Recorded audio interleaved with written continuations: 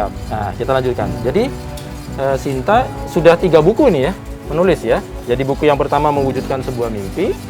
Kemudian ada ini Psikolog. Oh, Psikolog. Ini yang kedua, buku yang kedua. Buku yang ketiga, Suara Hati Yang Hilang. Suara Hati. Sinta lebih senang nulis-nulis yang apa sebetulnya?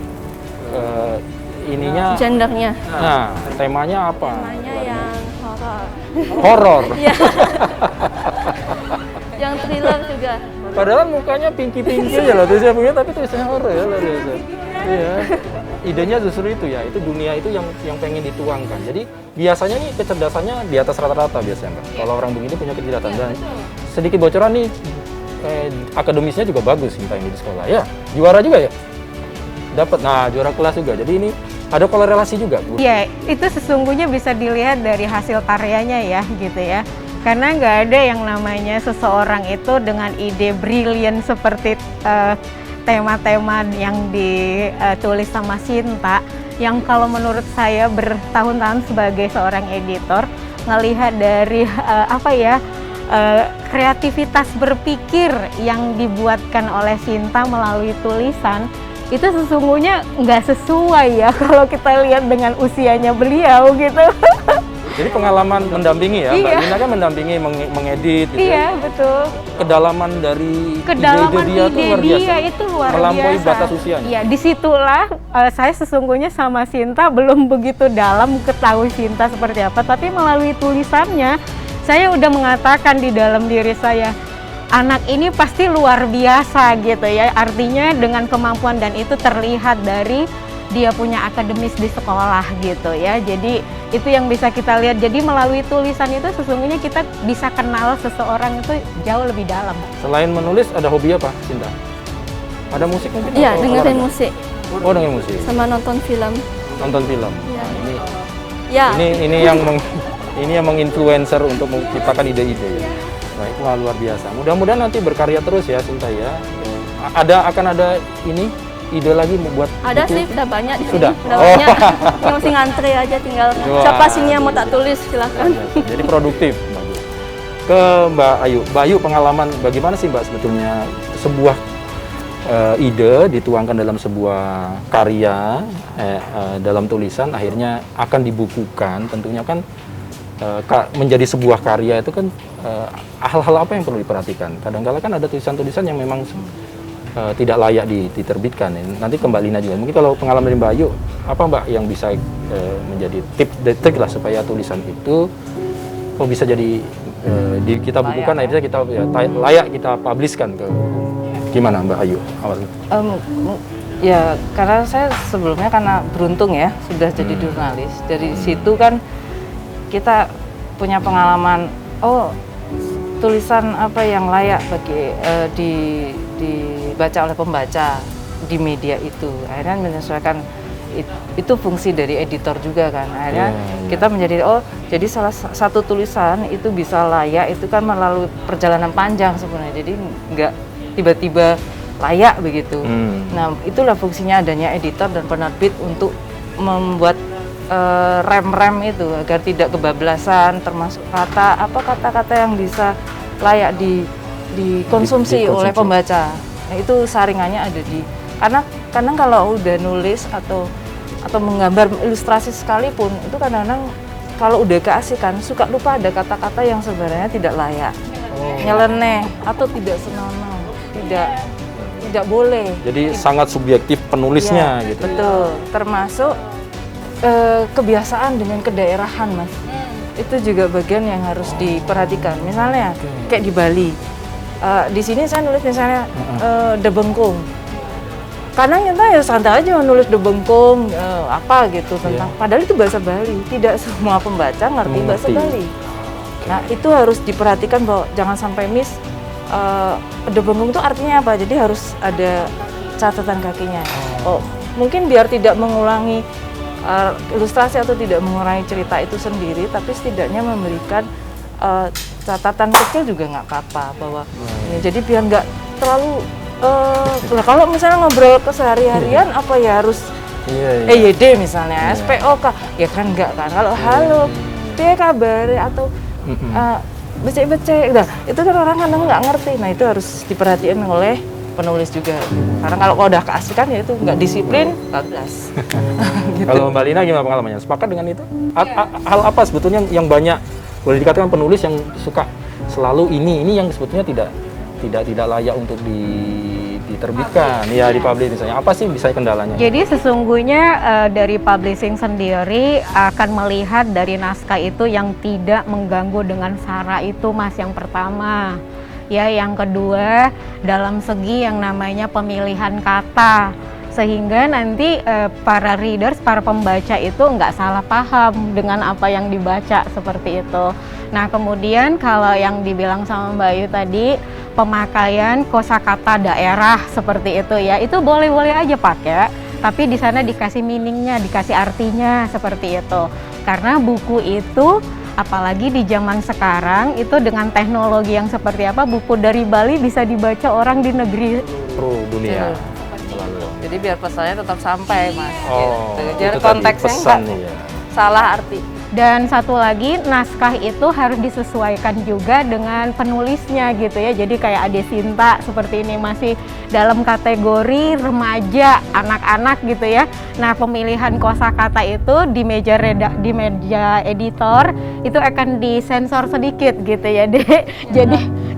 Jadi sama Sinta selalu kita bilang bebas aja gitu. Tapi nanti setelah hasilnya datang, kita edit kembali, kemudian kita sharing sama Sinta, this is yang final dari tulisan kamu. Yang penting pesannya nyampe, gitu kan. Baik, wah luar biasa.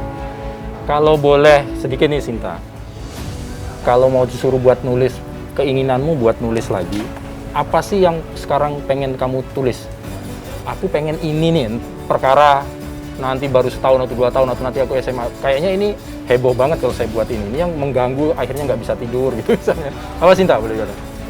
Tentang apa? Tentang apa ya? Banyak sih yang ngantre, jadi saya nggak bisa sebutin satu persatu jadinya.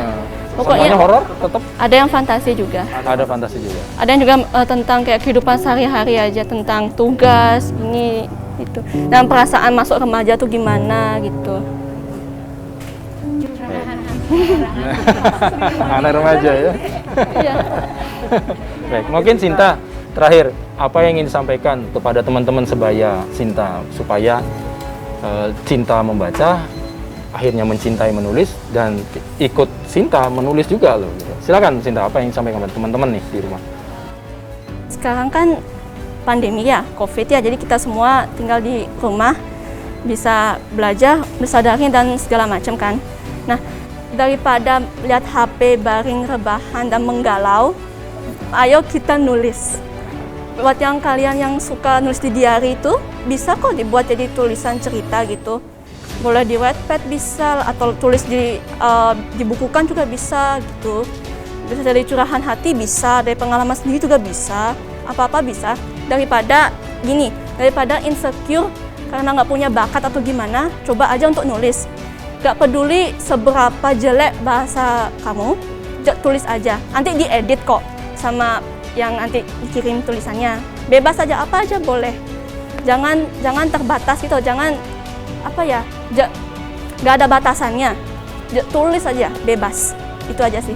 Kegiatan sehari-hari boleh, hobi boleh, yang penting menulis. Jadi nggak usah takut tulisan itu salah atau apa dulu ya gitu ya. Iya. Ya, untuk mengisi waktu juga gitu ya, daripada Ya, kalau gabut. nggak karu-karuan ya. Baik. Dari Mbak Lina, apa pesan yang ingin sampaikan bagi para mereka mungkin yang baru akan memulai menulis atau juga sudah menulis tapi bagaimana sih aku akan mempublish buku, membuat menjadi sebuah buku misalnya. Ya, Apa yang jadi ingin kalau disampaikan? dari kami publisher, menulislah, karena dengan menulis kita menjadi bagian dari sejarah seperti itu ya. Jadi artinya menulis itu nggak usah merasa yang namanya menulis itu adalah susah gitu. Seperti yang Sinta tadi katakan, menulis aja, nanti toh juga naskah itu akan masuk di meja editor untuk bisa dicantikkan sedikit seperti itu. Oke, baik. Dari Mbak Ayu, apa yang ingin disampaikan Mbak Ayu kepada pemirsa yang ada di rumah? Ya siapapun Mas itu bisa jadi penulis. Bahkan tiap hari kan kita menulis toh. Ya kan ya, seperti itu. Tapi intinya adalah percaya diri, berani, dan jangan pernah takut untuk mau tampil sendiri atau kolaborasi tidak ada masalah. Kolaborasi penulis kan juga nggak apa-apa. Iya, iya. Atau puisi sekalipun kan banyak juga yang berkolaborasi. Jadi jangan pernah takut untuk memulai gitu. Apalagi menulis. Atau kita setiap hari menulis. Dalam zaman sekarang media sosial itu adalah tempat yang menurut saya sekarang ini terbaik untuk memupuk percaya diri menulis. Menulis. Baik. Waduh, luar biasa. Tapi ini sebelum kita tutup, ini buku ini di mana nih kalau ada yang dari rumah ingin dapat Sinta atau berarti misalnya nih buku Sinta bisa dibeli di mana nih atau didapatkan di mana? Ada online-nya? Itu Gamas.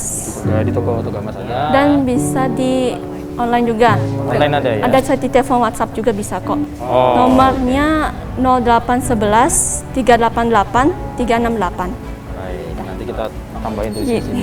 Orang Mbak Ayu gimana ini? Gramedia ready? Gramedia Dalam sudah waktu dekat ya, ready? Dalam waktu dekat ready dan di seluruh toko buku se-Nusantara. Baik, wah ini. Baik, terima kasih Mbak Ayu, Mbak Lina, Dek Sinta. Mudah-mudahan sukses selalu, terus berkarya, aktif dalam menulis. Yang paling penting adalah kita mengajak masyarakat dengan lapisan apapun untuk mencintai, membaca, akhirnya menulislah mulai sekarang karena memang menulis itu baik gitu ya. Dan sebelum mengakhiri ini teman-teman sekali lagi Anda yang di rumah bisa mendapatkan buku ini di toko buku terdekat Anda. Kemudian kita pastikan bahwa dengan membaca membantu otak kanan dan otak kiri kita, berawal dari sebuah imajinasi dituangkan dalam sebuah tulisan akhirnya menjadi sebuah karya. Ini tentunya kita menjadi, tadi Mbak Lina bilang, kalau kita menulis itu menjadi bagian dari sejarah. Karena karya ini tidak akan lekang. Karena akan ditinggal, kita mungkin akan lekang, tapi tulisan karya ini tidak akan lekang. Terima kasih atas kebersamaan Anda. Salam sehat dari kami. Tetap pesan kami, jaga protokol kesehatan. Kita disiplin melakukan 3M dimanapun kita berada. Dan kita perangi bersama-sama COVID-19 ini. Terima kasih atas kebersamaan Anda. Sampai jumpa lagi dalam episode-episode yang lainnya. Terima kasih. Atas Mbak Eli.